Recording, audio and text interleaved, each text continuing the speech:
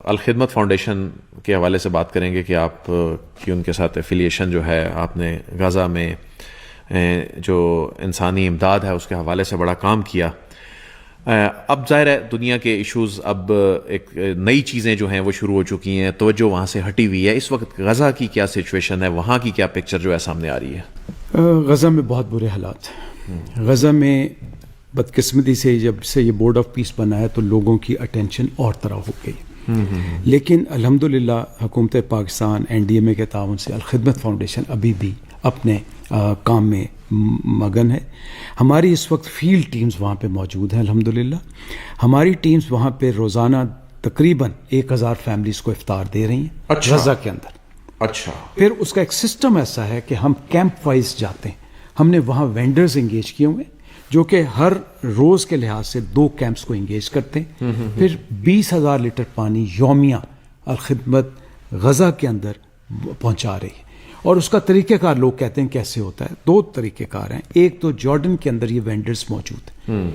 Jordan کے اور اسرائیل کے تعلقات بہت اچھے ہیں. سو وہ اپنے وینڈرز کے تھرو وہاں پہ جو ان کے سب وینڈرز ہیں ان کے تحت یہ کام کرتے ہیں اور اس کی رپورٹ ہمارے پاس آتی ہے.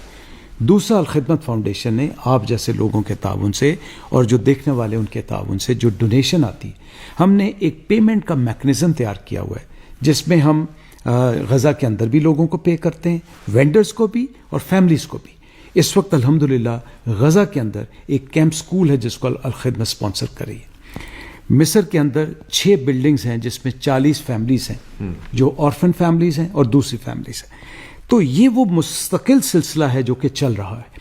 اور ظاہر ہے میں یہ بات مانتا ہوں کہ چونکہ دنیا کی اٹینشن ڈائیورٹ ہو جاتی ہے تو آپ کی ایکٹیویٹیز پہ بھی اثر پڑتا ہے. لیکن الخدمت فاؤنڈیشن نے ایک میگا پلان بنایا ہے جو کہ ہم نے گورنمنٹ آف پاکستان سے اپروچ کیا ہوا ہے اور وہ پرائم منسٹر آفس میں ہے، جس میں ہم نے ان سے یہ ریکویسٹ کی ہے کہ ہم امیجیٹلی ایک ہاسپٹل غزہ کے قریب میں بنانا چاہتے ہیں، رفح بارڈر پہ which is close to Egypt and Gaza. So یہ اس کا ایک منصوبہ کاغذوں پہ الخدمت بنا چکی اور اب ہم گورنمنٹ آف پاکستان سے اجازت کے منتظر ہیں. وہ ERC کے ساتھ منسلک ہے. ایک دوسرا ہمارے جو پروجیکٹس ہیں اس میں other than those students who are in Pakistan, I told you previously also that we are bringing in the patients also. صرف چونکہ ہمارے تعلقات ڈائریکٹ اسرائیل کے ساتھ نہیں ہیں تو وہاں سے کلیئرنس ملنے کا پروسیس بہت کمبرسم ہے. یہ وہ تیسرا جو میگا پروجیکٹ ہاسپٹل کے ساتھ ہے، ہم نے یہ کمٹ کیا ہوا انشاءاللہ کہ وہاں پہ ہم ایک ہسپتال، ایک اسکول، ایک یونیورسٹی اور کچھ گھر یہ ہم ریہیبلیٹیٹ کریں گے انشاءاللہ. پاکستانی بڑے دل کے لوگ ہیں اور یہ جس طرح سے خیرات عطیات دیتے ہیں اور جس طرح الخدمت فاؤنڈیشن آپ کا یقیناً ساری ڈیپینڈنس جو ہے یہ پاکستانی جو ڈونرز ہیں ان کے اوپر ہوگی، تو کس طرح اس کو ڈسکرائب کریں گے جو پاکستانیوں کا جذبہ ہوتا ہے اس طرح کنٹریبیوٹ کرنے کا؟ انبیلیویبل.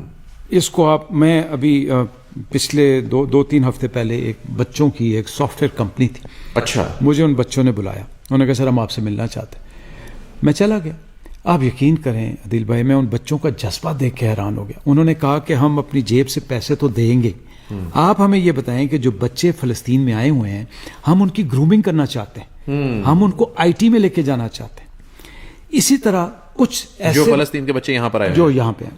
پھر کچھ ایسے مخیر حضرات ہیں جو ہمیں یہ کہتے ہیں کہ آپ کسی طرح، کیونکہ الحمدللہ الخدمت کے پاس آرفنیج کا بہت بڑا سیٹ اپ، وہ کہتے ہیں کسی طرح آپ فلسطین کے جو آرفنیج بچے ہیں ان کو لے آئیں اور اس کے بعد بھول جائیں. تو پاکستان کی جو محبت ہے خیرات، صدقات اور عطیات دینے کے لیے، اور خاص طور پہ فلسطین کے مسلمانوں کے لیے، وہ ناقابل یقین حد تک ہمارے سامنے ہے. اللہ تعالیٰ ان کی مشکلات آسان فرمائے. اور نہ صرف پاکستانی بلکہ وہ ڈائسپورا جو پاکستان سے باہر ہے وہ بھی اس جذبے میں اسی طرح ہمارے ساتھ شامل ہے الحمدللہ. بہت بہت شکریہ air marshal retired Arshad Malik صاحب.